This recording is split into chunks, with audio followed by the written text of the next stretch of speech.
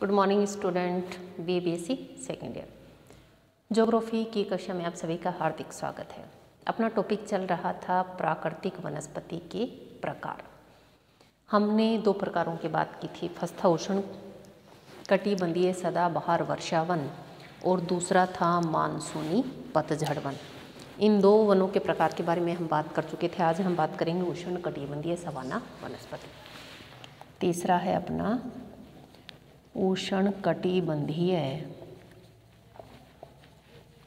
Savanna वनस्पति।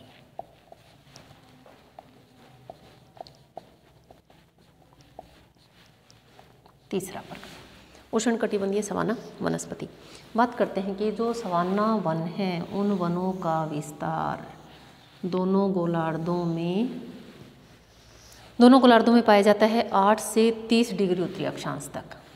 उत्तरी गोलार्ध की बात करें 8 डिग्री से 30 डिग्री उत्तरी तथा दक्षिणी अक्षांशों के मध्य इसका विस्तार पाया जाता है। ये वाला जो क्षेत्र है, इस वाले क्षेत्र में क्या पाया जाता है? उष्ण कटिबंधीय सवाना वनस्पति का विस्तार पाया जाता है 8 डिग्री से 30 डिग्री उत्तरी तथा दक्षिणी अक्षांशों के मध्य क्या पाया जाता है? इस सवाना जो वनस्पति है इसका विस्तार पाया जाता है। सवाना होता है, सवाना जो शब्द है वो जवाना से बना है। जेड जवाना एक स्पेनिश शब्द है। किस प्रकार का सवाना जो शब्द है किससे बना है? जवाना से बना है। और अर्थ किस प्रकार का शब्द है? स्पेनिश शब्द है जिसका अर्थ होता है घास का मैदान। अर्थ क्या होता है? घास का मैदान। जो सवाना है किससे बना है? जवाना शब्द स्पेनिश शब्द से बना है जिसका अर्थ क्या होता है? घास का मैदान। तो हम कह सकते हैं कि ऐसे क्षेत्र हैं जो क्या हैं? जो घास के मैदान, जहाँ घास के मैदान पाए जाते हैं। ये ऐसे क्षेत्र हैं जहाँ पर क्या पाए जाते हैं? घास के मैदान पाए जाते हैं। सवाना जो है हम कह सकते हैं कि सवाना की जो उत्पत्ति हुई, जो सवाना शब्द है उसकी उत्पत्ति किससे हुई है? जवाना से हुई है। जवाना कौन सा? स्पेनिश शब्द, स्पेनिश जो भाषा है उसका शब्द है जिसका अर्थ होता है घास का मैदान। तो इस वनस्पति की एक मुख्य विशेषता ये है कि इसमें मुख्य रूप से घास के मैदान पाए जाते हैं। घास 3 मीटर से 5 मीटर तक 3 मीटर तक घास की लंबाई पाई जाती है। बात करते हैं जो घास के मैदान होते हैं उनको अलग अलग क्षेत्रों में अलग अलग नामों से जाना जाता है। घास के जो मैदान होते हैं उनको अलग अलग क्षेत्रों में अलग अलग नामों से जाना जाता है। बात करें ब्राज़ील के पठार पर हम इसको बोलते हैं कंपोज। ब्राज़ील के पठार पर जो सवाना वनस्पति है उसको किस नाम से जानते हैं? कंपोज के नाम से जानते हैं। ओरिनिको जो घाटी है उसमें लानोज के नाम से इनको जाना जाता है। और उत्तरी पूर्वी जो ब्राज़ील है उसमें कटिंगा के नाम से इसको जाना जाता है। जो घास के मैदान होते हैं अलग अलग क्षेत्रों में उनको अलग अलग नामों से जाना जाता है। और मुख्य रूप से दो प्रकार के होते हैं। एक होते हैं उष्ण कटिबंधीय घास के मैदान, दूसरे होते हैं शीतोष्ण कटिबंधीय घास के मैदान। जब हम शीतोष्ण वनस्पति पढ़ेंगे उसमें आगे डिटेल से बात करेंगे। तो ब्राज़ील के पठार पर जो घास के मैदान पाए जाते हैं उसको बोलते हैं कंपोज। ओरिनिको घाटी में जो घास के मैदान पाए जाते हैं उसको बोलते हैं हम लानोज। और उत्तरी पूर्वी ब्राज़ील पर जो पाए जाते हैं उसको बोलते हैं हम कटिंगा के नाम से जाना जाता है। छोटे क्वेश्चन में आ जाता है कि कटिंगा क्या है, तो हम क्या कहेंगे कि उत्तरी पूर्वी ब्राज़ील पर मिलने वाले जो घास है वो क्या है? कटिंगा है। जो सवाना घास जो क्षेत्र हैं महाद्वीपों के मध्य भाग में पाए जाते हैं।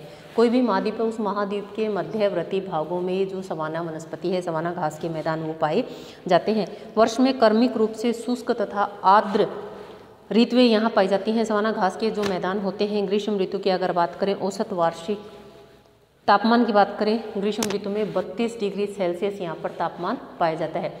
जो सवाना वनस्पति है महाद्वीपों के मध्य भाग में पाई जाती है। ग्रीष्म ऋतु की अगर हम बात करें, ग्रीष्म ऋतु में जो तापमान मिलता है 32 डिग्री सेल्सियस मिलता है, जबकि शीतकाल में 18 डिग्री सेल्सियस तक वहाँ पर तापमान पाया जाता है। शुष्क और अर्धशुष्क दशाएं पाई जाती हैं जिसके कारण क्या उगते हैं? सिर्फ घास ही वहाँ पर उगते हैं या पनपते हैं। केवल जो वर्षा की अगर हम बात करें, वर्षा केवल ग्रीष्म ऋतु में होती है। वर्षा जो होती है वो ग्रीष्म ऋतु में होती है। और वर्षा की औसत की बात करें 75 से 150 सेंटीमीटर, 75 से 150 सेंटीमीटर के मध्य क्या पाई जाती है? वर्षा पाई जाती है।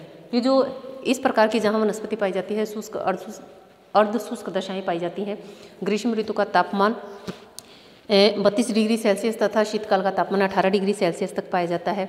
वर्षा होती है सिर्फ ग्रीष्म ऋतु में होती है। वर्षा जो होती है वह ग्रीष्म ऋतु में होती है और वर्षा कितनी प्राप्त होती है 75 डिग्री से 150 सेंटीमीटर, यहाँ पर 75 से 150 सेंटीमीटर हमें वार्षिक वर्षा यहाँ पर प्राप्त होती है। सवाना जो घास है, सवाना क्षेत्र में पाई जाने वाली जलवायु ऐसी है जिसके कारण यहाँ केवल घास ही उगती है। अगर हम वनस्पति की बात करें, सवाना वनस्पति की बात करें तो वनस्पति के नाम पर सिर्फ क्या उगती है, यहाँ पर घास ही उगती है। पेड़ों का विकास न के बराबर है, पेड़ों का विकास यहाँ पर नहीं पाया जाता है और यहाँ पर इस प्रकार की जलवायु पाई जाती है जिसमें केवल घास ही अच्छे से उग सकती है। सवाना वनस्पति के विस्तार की बात करें आप, अफ्रीका है, दक्षिणी अमेरिका है, अफ्रीका, दक्षिणी अमेरिका, अफ्रीका, दक्षिणी अमेरिका। अफ्रीका में देखिए सहारा का जो क्षेत्र है वहाँ पर ये सवाना जो घास है, सवाना वनस्पति वहाँ पाई जाती है। दक्षिणी अमेरिका है तथा ऑस्ट्रेलिया है। इन क्षेत्रों में मुख्य रूप से यह सवाना वनस्पति पाई जाती है। बात करते हैं कि अफ्रीकी क्षेत्र में अगर बात करें कि अफ्रीकी क्षेत्र में जो सवाना घास का विस्तार है वह कहाँ पाया जाता है, तो हम बात करें तो सवाना का जो विस्तार है पश्चिम में गिनी तट, पश्चिम में गिनी तट, युगांडा, गिनी तट से प्रारंभ हो जाता है। युगांडा, केनिया, कांगो, अंगोला आदि सभी क्षेत्रों में पाया जाता है। यहाँ पर जो घास की लंबाई पाई जाती है वो लगभग 3 मीटर पाई जाती है। घास की जो लंबाई है वो लगभग 3 मीटर पाई जाती है। आप अनुमान लगा सकते हैं कि खड़ा हाथी उसमें दिखाई नहीं देगा, 3 मीटर, सही है। तो यहाँ पर जो घास पाई जाती है उसकी जो लंबाई पाई जाती है 3 मीटर तक उसकी लंबाई पाई जाती है। जो सवाना घास है मुख्य रूप से उसकी 3 किस्में हैं। जो सवाना घास है मुख्य रूप से उसकी 3 किस्में हैं। देखिए क्या होता है, उष्णकटिबंधीय सवाना वनस्पति पाई जाती है मुख्य रूप से अफ्रीका, दक्षिणी अमेरिका और ऑस्ट्रेलिया में। ये ऐसे क्षेत्र होते हैं जहाँ पर शुष्क क्षेत्र होते हैं, जहाँ पर शुष्क तथा अर्धशुष्क जलवायु पाई जाती है। वनस्पति के नाम पर केवल घासें ही पाई जाती हैं, लेकिन घासों की लंबाई में अत्यधिक वृद्धि हो जाती है। लगभग 3 मीटर तक घास की लंबाई पाई जाती है। यहाँ जो वर्षा होती है 75 से 150 सेंटीमीटर तक यहाँ वर्षा पाई जाती है, लेकिन वर्षा जो होती है वह ग्रीष्मकालीन ऋतु में होती है। और तापमान की बात करें तो 32 डिग्री सेल्सियस यहाँ पर तापमान पाया जाता है ग्रीष्मकाल में तथा 18 डिग्री सेल्सियस तापमान पाया जाता है यहाँ पर शीतकाल में। तो ये जो 3 महाद्वीप हैं इन क्षेत्रों में क्या पाई जाती है, यह उष्णकटिबंधीय सवाना प्रकार की वनस्पति पाई जाती है। अब हम बात करते हैं जो सवाना घास है वह कितने प्रकार की पाई जाती है। 3 प्रकार की पाई जाती है। फर्स्ट है सवाना जंगल। फर्स्ट नाम क्या है, सवाना जंगल। देखिए इसमें क्या होता है, जो सवाना जंगल होते हैं, सवाना वनस्पति में घास की अपेक्षा पेड़ अधिक पाए जाते हैं। वनस्पति में घास की अपेक्षा पेड़ अधिक पाए जाते हैं और यह जो घास है सदाबहार वनों के आसपास पाई जाती है। या हम कह सकते हैं कि जो सवाना जंगल है उनमें सदाबहार वनों की प्रधानता पाई जाती है, जिसमें घास कम पाई जाती है। सेकंड बात करें पार्क सवाना, दूसरा क्या है, पार्क सवाना, या इसका दूसरा नाम हम बोल सकते हैं इसको सवाना उद्यान। सवाना उद्यान। देखिए मरुस्थल में भी उद्यान पाए जाते हैं। मरुस्थल में भी क्या पाए जाते हैं, उद्यान पाए जाते हैं, जहाँ भूमिगत जल मिल जाता है तो वहाँ पर क्या समुद्र रेगिस्तान के बीच में क्या पाए जाते हैं, उद्यान, बाग बगीचे वाला क्षेत्र पाया जाता है। तो जो सवाना उद्यान है या इसमें बात करें जंगल तथा झाड़ियों के मध्य जहाँ वर्षा का औसत 100 सेंटीमीटर से अधिक पाया जाता है।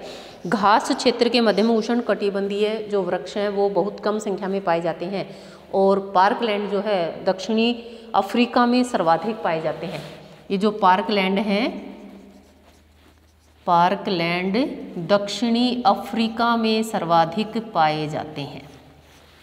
पार्कलैंड कहाँ सर्वाधिक पाए जाते हैं, दक्षिणी अफ्रीका में सर्वाधिक पाए जाते हैं। यहाँ पर क्या होती है, 100 सेंटीमीटर से अधिक वर्षा होती है। वहाँ पर जंगल तथा झाड़ियों दोनों, सवाना जो है जंगल तथा झाड़ियों के मध्य पाए जाते हैं। और दूसरा इन्होंने कहा कि घास क्षेत्र के मध्य उष्णकटिबंधीय जो वृक्ष होते हैं बहुत कम संख्या में पाए जाते हैं। क्योंकि 150 सेंटीमीटर वार्षिक वर्षा की बात करते हैं, लेकिन यहाँ पर 100 सेंटीमीटर से अधिक वर्षा पाई जाती है, जिसके कारण जंगल झाड़ियाँ के बीच सवाना वनस्पति पाई जाती है। इसलिए जो बड़े वृक्ष होते हैं उनकी प्रधानता कम पाई जाती है। तीसरा है सवाना झाड़ियाँ। सवाना झाड़ियाँ ये ऐसे क्षेत्र होते हैं, देखिए क्या होती है, जहाँ वर्षा की मात्रा कम होती है।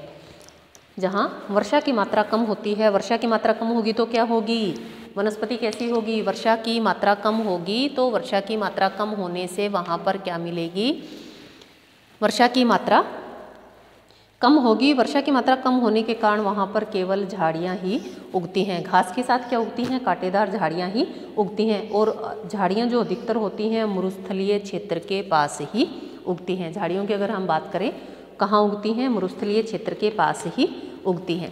अब बात आती है कि ब्राज़ील में जो सवाना घास पाई जाती है कितने प्रकार की पाई जाती है। मुख्य रूप से ब्राज़ील में सवाना घास पाई जाती है, और वह सवाना जो घास पाई जाती है 5 प्रकार की पाई जाती है। फर्स्ट नाम है सवाना सेराडो।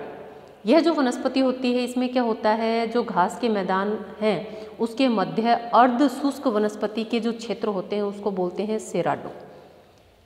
यहाँ घास क्षेत्र के मध्य में पाए जाने वाले वृक्ष वर्षा काल में सदाबहार जैसे तथा शुष्क ऋतु में अपनी पत्तियां गिरा देते हैं। देखिए क्या होती है, जब वर्षा ऋतु आते हैं तब तो सदाबहार वन जैसे ये प्रतीत होते हैं, लेकिन जैसे ही शुष्क ऋतु आती है ये पौधे अपनी पत्तियां गिरा देते हैं। अगर इनकी ऊंचाई की बात करें, ऊंचाई पाई जाती है 10 से 12 मीटर की ऊंचाई पाई जाती है। दूसरा है केम्पो सेराडो। केम्पो सेराडो पश्चिमी भाग में वर्षा की मात्रा कम होने के कारण यहाँ पर जो वृक्ष हैं उनकी संख्या कम पाई जाती है, तो हम कह सकते हैं कि यहाँ शुष्क जो ऋतु पाई जाती है अधिक लंबी पाई जाती है। तीसरा है कैंपो सवाजो सवाना। इस क्षेत्र में वर्षा की अत्यधिक कमी पाई जाती है, जिसके कारण जब वर्षा की अत्यधिक कमी होगी तो क्या उगेंगे, सिर्फ झाड़ियाँ उगेंगे और वृक्ष प्राय बहुत दूर दूर तक कम ही पाए जाते हैं। चौथी बात करते हैं हम कैंपो लिम्पो। तो कैंपो लिम्पो है, वर्षा की मात्रा लगभग न के बराबर रहती है। जब वर्षा की मात्रा न के बराबर रहती है तो झाड़ियाँ भी नहीं उग पाती हैं, केवल दलदली जहाँ भाग होते हैं वहाँ पर छोटी मोटी वृक्ष या घास उग जाती हैं। और पांचवा जो है पेंटेनल घास। दलदली क्षेत्र के आसपास की जो भूमि होती है, भूमिगत जल की मात्रा के नज़दीक होने के कारण छोटी मोटी घास विकसित हो जाती है, जिसे पेंटेनल घास के नाम से जाना जाता है। ये थी हमारी उष्णकटिबंधीय सवाना वनस्पति। नेक्स्ट हम बात करेंगे भूमध्य सागरीय वनस्पति की। नेक्स्ट कौन सा है, नेक्स्ट है हमारा भूमध्य सागरीय वनस्पति। हमने बात करी उष्णकटिबंधीय सवाना वनस्पति की, उष्णकटिबंधीय सवाना वनस्पति की जिसमें बात करी, आप सभी जानते हैं महाद्वीप उत्तरी गोलार्ध तथा दक्षिणी गोलार्ध 8 से 30 डिग्री दोनों गोलार्धों के मध्य पाई जाती है। महाद्वीपों के मध्य भाग में जहाँ वर्षा की मात्रा कम पाई जाती है 75 से 150 सेंटीमीटर वार्षिक वर्षा पाई जाती है। वर्षा ग्रीष्म काल में होती है। ग्रीष्म ऋतु के तापमान की बात करें 32 डिग्री सेल्सियस, शीतकालीन तापमान 18 डिग्री सेल्सियस। तो जो सवाना होती है उस शब्द की उत्पत्ति जवाना से हुई है, स्पेनिश शब्द है जिसका अर्थ होता है घास का मैदान। आप सभी जानते हैं जहाँ घास के मैदान पाए जाते हैं वहाँ वर्षा की मात्रा कम ही पाई जाती है। तो पहले हमने अलग अलग क्षेत्रों में जो घास प्रदेश होते हैं उनको अलग अलग नामों से जाना जाता है। ब्राज़ील में कंपोज, ओरेनिको घाटी में लानोज और उत्तरी पूर्वी ब्राज़ील में कटिंगा के नाम से इनको जाना जाता है। इन घास के मैदानों को आप अच्छे से याद करना, आपके सिर्फ सेकेंड ईयर में ही नहीं कॉम्पिटिशन एग्जाम में भी पूछा जाता है कि जो सवाना वनस्पति है उसको ब्राज़ील पठार पर किस नाम से जाने जाते हैं, या घास के जो मैदान होते हैं उसको किस नाम से जानते हैं, तो आप क्या कहोगे, कंपोज के नाम से। दूसरी बात करते हैं, 3 प्रकार की हमने वनस्पति बताई थी, सवाना जंगल, पार्क सवाना और सवाना झाड़ियाँ। ये सदाबहार वनों की प्रधानता पाई जाती है। पार्क सवाना की बात करें, पार्कलैंड सर्वाधिक दक्षिणी अफ्रीका में पाए जाते हैं। सवाना झाड़ियाँ ऐसे क्षेत्र जहाँ वर्षा की मात्रा बिल्कुल कम पाई जाती है, जिसके कारण क्या होता है, केवल अत्यधिक वर्षा की मात्रा कम होगी तो केवल झाड़ियाँ ही पनपती हैं। तो किस में शामिल है, सवाना झाड़ियों में शामिल है। और ऐसी जो झाड़ियाँ होती हैं अधिकतर मरुस्थलीय क्षेत्र में पाई जाती हैं। तो अफ्रीका है, उत्तरी अमेरिका है, ऑस्ट्रेलिया है, मोस्टली भाग क्या है, मरुस्थलीय है। तो इस प्रकार की वनस्पति वहाँ पर पाई जाती है। नेक्स्ट हमने बात करी कि जो ब्राज़ील है उसमें 5 प्रकार की घासें पाई जाती हैं। ब्राज़ील में 5 प्रकार की घासें पाई जाती हैं, उनके बारे में आपको बताया, नाम लिख देती हूँ। फर्स्ट है सवाना सेरेडो, फर्स्ट नाम है ये जो 5 प्रकार की जो घासें पाई जाती हैं ये सिर्फ ब्राज़ील में पाई जाती हैं। ये जो 5 प्रकार की घासें पाई जाती हैं ये सिर्फ ब्राज़ील में पाई जाती हैं। फर्स्ट है सवाना सेराडो, ठीक है। इसमें मैंने आपको बताया था कि घास के मैदान के मध्य अर्ध शुष्क वनस्पति पाई जाती है। अर्ध शुष्क वनस्पति किस नाम से जानते हैं? सेराडो के नाम से जानते हैं। और इसके मध्य में वृक्ष उग जाते हैं केवल वर्षा काल में, बाकी जैसे ही मौसम शुष्क होता है ये वृक्ष अपनी पत्तियां गिरा देते हैं। और इनकी जो ऊंचाई होती है 10 से 12 मीटर तक इन वृक्षों की ऊंचाई पाई जाती है। दूसरा है कैंपो सेराडो, कैंपो सेराडो। देखिए वर्षा की मात्रा के आधार पर ही इनको अलग अलग नामों में विभक्त किया गया है। जो कैंपो सेराडो है उसकी अगर हम बात करें, ये जो सवाना सेराडो है इसी क्षेत्र के पश्चिमी भाग में यह पाई जाते हैं। लेकिन अगर हम इनकी बात करें, यहाँ वर्षा की मात्रा क्या पाई जाती है? कम पाई जाती है। वर्षा की मात्रा कम होगी तो वृक्षों की मात्रा भी कम पाई जाती है। अतः यहाँ जो शुष्क ऋतु है वह लंबी अवधि वाली पाई जाती है। सवाना सेराडो के ही पश्चिमी भाग में क्या पाए जाते हैं? कैंपो सेराडो पाए जाते हैं। यहाँ पर आप सभी जानते हैं जैसे ही पश्चिमी भाग है, पश्चिमी भाग में वर्षा की मात्रा कम हो जाती है। वर्षा की मात्रा जैसे ही कम होती है, वर्षा की मात्रा कम होगी तो वनस्पति भी, वृक्षों की मात्रा भी कम हो जाएगी और वृक्ष कम होंगे। और दूसरा इन्होंने कहा यहाँ जो शुष्क ऋतु की जो अवधि होती है वह लंबी पाई जाती है। तीसरी बात करते हैं कैंपो सवाजो सवाना, कैंपो सवाजो सवाना तीसरी घास का प्रकार है। देखिए इसमें क्या है, इन्होंने कहा कि इस क्षेत्र में वर्षा की अत्यधिक कमी हो जाती है। वर्षा की जब अत्यधिक कमी होती है तो केवल झाड़ियां ही पनप पाती हैं। जब वर्षा की अत्यधिक कमी होगी तो क्या होगेगा? सिर्फ झाड़ियां उगेगी और वृक्ष प्राय बहुत दूर तक काफ़ी दूरी पर एक वृक्ष और दूसरे वृक्ष के बीच काफ़ी दूरी पाई जाती है। क्योंकि वर्षा की जैसे जैसे मात्रा कम होती जाएगी, वर्षा की मात्रा कम होगी तो क्या होंगी? सिर्फ झाड़ियाँ उगेंगी। और दूसरा ये है जो बड़े वृक्ष हैं उनकी मात्रा क्या पाई जाती है? अत्यधिक कम पाई जाती है। अत्यधिक कम पाई जाने के कारण जो वृक्ष हैं वो एक दूसरे से दूर दूर हमें प्राप्त होंगे। चौथे नंबर का है कैंपो लिम्पो, कैंपो लिम्पो। कैंपो लिम्पो की अगर हम बात करें तो इस क्षेत्र में वर्षा की मात्रा बिल्कुल न के बराबर पाई जाती है। वर्षा की मात्रा न के बराबर पाई जाती है तो वनस्पति भी कैसे मिलेगी? झाड़ियाँ भी नहीं उग पाएंगी। जब वर्षा बिल्कुल नहीं होगी तो झाड़ियाँ भी नहीं उग पाएंगी। लेकिन कहीं कहीं जो दलदल वाली क्षेत्र है वहाँ पर छोटी मोटी घास या झाड़ियाँ वहाँ पर उग जाती हैं, छोटे मोटे वृक्ष या घास वहाँ पर उग जाते हैं। जो कैंपो लिम्पो वाला क्षेत्र होता है इसमें वर्षा की अत्यधिक मात्रा बिल्कुल कम हो जाती है, वर्षा न के बराबर होती है। जब वर्षा न के बराबर होती है तो झाड़ियाँ भी नहीं उग पाती हैं। ऐसे जो क्षेत्र होते हैं वहाँ अगर कहीं दलदल स्थित है तो वहाँ छोटे मोटे वृक्ष तथा घासें उग जाती हैं। और नंबर 5 की अगर हम बात करें, पेंटेनल घास, पेंटेनल घास 5वां प्रकार है हमारा, अंतिम प्रकार है। ये क्या कहता है? दलदली क्षेत्र के आसपास जहाँ भूमिगत जल की उपलब्धता होती है या भूमिगत जल पास में होता है वहाँ पर क्या होती हैं? छोटी मोटी घासें विकसित हो जाती हैं। और वो जो घास होती है उसको किस नाम से जानते हैं? पेंटेनल घास के नाम से हम उसे जानते हैं। यहाँ क्या होती है? वर्षा की मात्रा तो वैसे ही कम पाई जाती है, लेकिन कहीं जहाँ दलदली क्षेत्र पाए जाते हैं, देखिए इस वाले कैंपो लिम्पो में मैंने बताया था कि दलदली क्षेत्र है, जहाँ दलदली क्षेत्र पाए जाते हैं और नीचे भूमिगत जल कहीं आसपास ही रहता है तो वहाँ पर छोटी मोटी घासें उग जाती हैं। वो जो घास उगती है उसको पेंटेनल घास के नाम से उसको जाना जाता है। नेक्स्ट हम बात करेंगे किसकी? भूमध्य सागरीय वनस्पति की।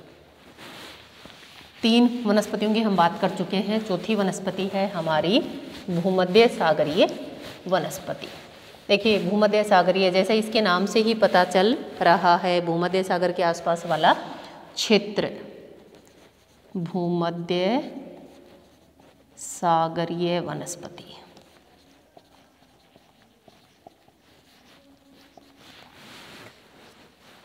वनस्पति कौन सी है? भूमध्य सागरीय। भूमध्य सागर के आसपास वाले जो क्षेत्र हैं उनमें भूमध्य सागरीय वनस्पति पाई जाती है। बात करें दोनों गोलार्धों की कि 30 से 40 डिग्री उत्तरी तथा दक्षिणी अक्षांश के मध्य जो हमारे अक्षांश हैं इसकी बात करें तो इसके अकॉर्डिंग 30 डिग्री 40 डिग्री और इधर भी 30 डिग्री और नीचे है 40 डिग्री। इन दोनों क्षेत्रों में क्या पाई जाती है? कौन सी घास, कौन सी वनस्पति पाई जाती है? भूमध्य सागरीय वनस्पति पाई जाती है। लेकिन अगर हम बात करें कि मध्य महाद्वीपों के लगभग पश्चिमी भागों में इस प्रकार की पश्चिमी भाग में स्थित देशों में कोई भी महाद्वीप है, अगर इस महाद्वीप की अगर हम बात करें तो इधर ईस्ट इधर वेस्ट, तो उन देशों के पश्चिमी भाग में यह भूमध्य सागरीय वनस्पति पाई जाती है। कि महाद्वीपों के 30 से 40 डिग्री अक्षांशों में जितने भी देश स्थित हैं, जितनी महाद्वीप स्थित हैं, उन महाद्वीपों के पश्चिमी भाग में यह वनस्पति पाई जाती है। पश्चिमी भाग की बात करें, यूरोप और अफ्रीका वाले भाग दोनों के मध्य वाला भाग 30 और 40 डिग्री अक्षांश के आसपास आता है। तो वहाँ पर क्या होता है, भूमध्य सागर के आसपास वाला जो क्षेत्र है वहाँ पर इस प्रकार की वनस्पति पाई जाती है। तो जो जितने भी देश इसमें स्थित हैं उनके मोस्टली पश्चिमी भाग में इस प्रकार की वनस्पति पाई जाती है। महाद्वीपों के पश्चिमी भाग में इस प्रकार की वनस्पति पाई जाती है। भूमध्य सागर के तटवर्ती जितने भी देश हैं, देखिए नीचे अफ्रीका है, ऊपर यूरोप है, दोनों के मध्य क्या है, भूमध्य सागर है। भूमध्य सागर के जितने भी निकटवर्ती देश हैं उन सभी देशों में सवाना ये भूमध्य सागरीय वनस्पति पाई जाती हैं। अब देशों की बात करें, कौन है, स्पेन है, पुर्तगाल है, इटली है, इजराइल है, टर्की है, लीबिया है। उसके बाद बात करते हैं उत्तरी अमेरिका की। उत्तरी अमेरिका के कैलिफोर्निया राज्य में, और दक्षिणी अफ्रीका की बात करते हैं। दक्षिणी अफ्रीका का प्रायद्वीपीय भाग, दक्षिणी अमेरिका में एक देश का नाम है चिली, वहाँ पर, और ऑस्ट्रेलिया के दक्षिणी पश्चिमी भाग में भूमध्य सागरीय जलवायु पाई जाती है, भूमध्य सागरीय वनस्पति पाई जाती है। इस भूमध्य सागरीय वनस्पति की एक विशेषता पाई जाती है कि यहाँ जो वर्षा होती है वह शीतकाल में होती है। इस क्षेत्र में जो वर्षा होती है वह शीतकाल में होती है, और जो ग्रीष्मकाल है वह कैसा रहता है, ग्रीष्मकालीन शुष्क रहता है। भूमध्य सागरीय अगर इस क्षेत्र की बात करें तो जो ग्रीष्मकाल है वो किस प्रकार का पाया जाता है, शुष्क पाया जाता है, और वर्षा जो होती है वह कब पाई जाती है, शीतकाल में वर्षा होती है। हम कह सकते हैं कि संपूर्ण वर्षा शीतकाल में पछुआ पवनों के प्रभाव से होती है। यह जो क्षेत्र है वो कौन से पवनों के प्रभाव में है, पछुआ पवनों के प्रभाव में है। आपने पढ़ा होगा पिछले, सबसे पहले यहाँ व्यापारिक पवनें ऐसे चलेंगी दोनों गोलार्धों में, उसके बाद पछुआ पवनें, सही है। तो ये जो क्षेत्र होते हैं कौन सी पवनों के प्रभाव में होते हैं, पछुआ पवनों के प्रभाव में होते हैं, और शीतकाल में पछुआ पवनों के प्रभाव से यहाँ पर क्या होती है, वर्षा होती है। और वर्षा होती है शीतकाल के अगर औसत वार्षिक तापमान की बात करें 5 से 10 डिग्री सेल्सियस के मध्य यहाँ पर तापमान पाया जाता है। वर्षा होती है शीतकाल में, लेकिन शीतकाल की अगर हम वार्षिक औसत तापमान की बात करें 5 से 10 डिग्री सेल्सियस यहाँ पर तापमान पाया जाता है।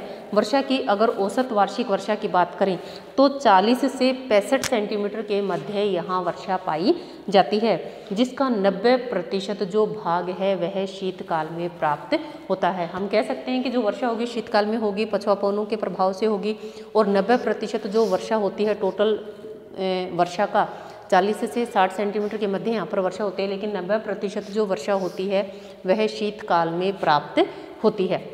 कह सकते हैं कि ग्रीष्मकाल में किस प्रकार का रहता है, यहाँ शुष्क रहता है, और जो वर्षा रहती है वो कैसी पाई जाती है, वर्षा शीतकाल में होती है। तापमान 5 से 10 डिग्री के मध्य पाया जाता है, और वर्षा का जो वार्षिक वितरण है अगर हम उसकी बात करें 40 से 65 सेंटीमीटर के मध्य यहाँ वार्षिक वर्षा पाई जाती है। इस क्षेत्र में जो वृक्ष पाए जाते हैं सदाबहार एवं पर्णपाती वृक्ष, सदाबहार तथा पर्णपाती में ओक है, बीच है, पाइन है, फर है, ये मुख्य रूप से यहाँ पर वृक्ष पाए जाते हैं। ओक, पाइन, फर, पर्णपाती, सदाबहार वन, ये वृक्ष यहाँ पर पाए जाते हैं। भूमध्य सागरीय क्षेत्रों में समुद्र तटवर्ती भाग जो होते हैं वहाँ पर जैतून तथा अंगूर के वृक्ष बहुतायत में पाए जाते हैं। जो क्षेत्र समुद्र तटवर्ती क्षेत्र के पास वाले जो क्षेत्र होते हैं वहाँ पर जैतून, ओलिव ऑयल जिसको बोलते हैं, ऑयल बनाया जाता है जैतून, ओलिव ऑयल, तो ओलिव बोलते हैं उसको। तो जैतून तथा अंगूर के जो वृक्ष होते हैं वो यहाँ बहुतायत में पाए जाते हैं। उत्तरी अमेरिका की अगर हम बात करें, कैलिफोर्निया में ओक है, चेपरेल वृक्ष, मैकविस तथा बेका, ये यहाँ पर झाड़ियाँ पाई जाती हैं।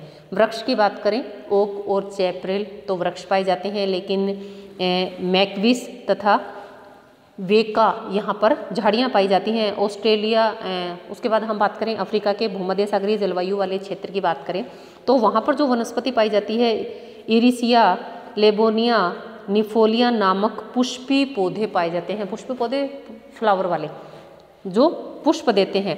ऑस्ट्रेलिया की बात करें, यूकेलिप्टस पौधा मुख्य रूप से पाया जाता है, या यूकेलिप्टस जो पौधा होता है वह सर्वाधिक संख्या में पाया जाता है। ऑस्ट्रेलिया जो होता है वहाँ पर, ऑस्ट्रेलिया अगर देश की बात करें, महाद्वीप की बात करें, वहाँ पर यूकेलिप्टस जो पौधा है वह सर्वाधिक मात्रा में पाया जाता है।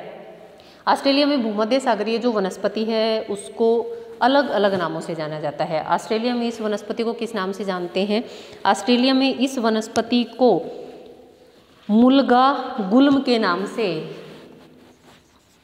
मुल्गा गुल्म के नाम से, कहाँ पर? ऑस्ट्रेलिया में। देखिए इस वनस्पति को अलग अलग देशों में अलग अलग नामों से जानते हैं। अब हमने बात करी कि ऑस्ट्रेलिया में इसको किस नाम से जानते हैं? मुल्गा गुल्म के नाम से जानते हैं एवं मैली गुल्म के नाम से भी जानते हैं। मैली गुल्म, दो नामों से ऑस्ट्रेलिया में इसको जाना जाता है। और दूसरी बात करें, चिली में इसको मेटोरल, दक्षिण अमेरिका में एक देश का नाम है चिली, चिली में इसको मेटोरल के नाम से जानते हैं, तथा श्रीलंका में पटाना, श्रीलंका में पटाना, तथा दक्षिणी अफ्रीका में इसे माछिया के नाम से जानते हैं। दक्षिणी अफ्रीका में इसे माछिया के नाम से जाना जाता है और भूमध्य सागरीय क्षेत्र में इसे गैरिंग व मैक्सिव के नाम से जाना जाता है। देखिए क्या होता है, भूमध्य सागरीय जो वनस्पति है उसको अलग अलग क्षेत्रों में अलग अलग नामों से जाना जाता है। ऑस्ट्रेलिया की बात करें, मुल्गा गुल्म तथा मैली गुल्म के नाम से जाना जाता है।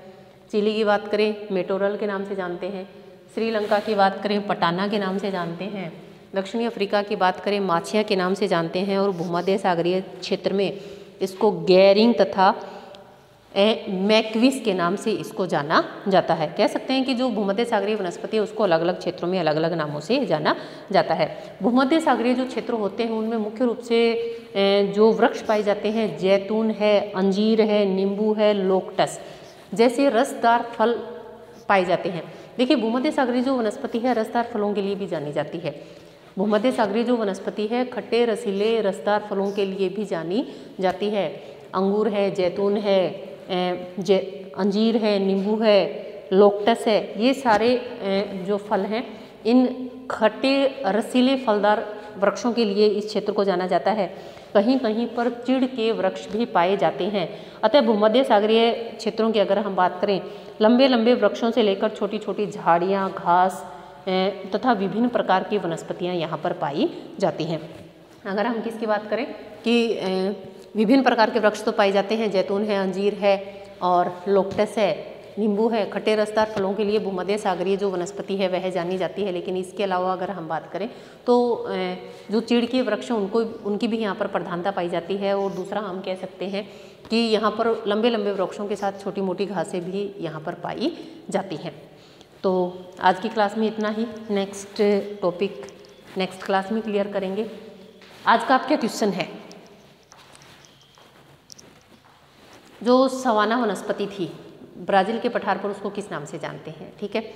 और महाद्वीपों के मध्य भाग में किस प्रकार की वनस्पति पाई जाती है?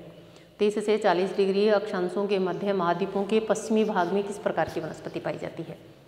वापिस से सुन लीजिए। 30 से 40 डिग्री उत्तरी तथा दक्षिणी अक्षांश के मध्य पाए जाने वाले महाद्वीपों के पश्चिमी भाग में किस प्रकार की वनस्पति पाई जाती है? सवाना वनस्पति को ब्राज़ील पठार पर किस नाम से जाना जाता है? दोनों क्वेश्चनों का आप मुझे कमेंट करके आंसर देंगे। और एक भूमध्य सागरीय वनस्पति की एक विशेषता बताएंगे कि इसमें जो वर्षा होती है कौन सी ऋतु में होती है। आज के लिए इतना ही, धन्यवाद।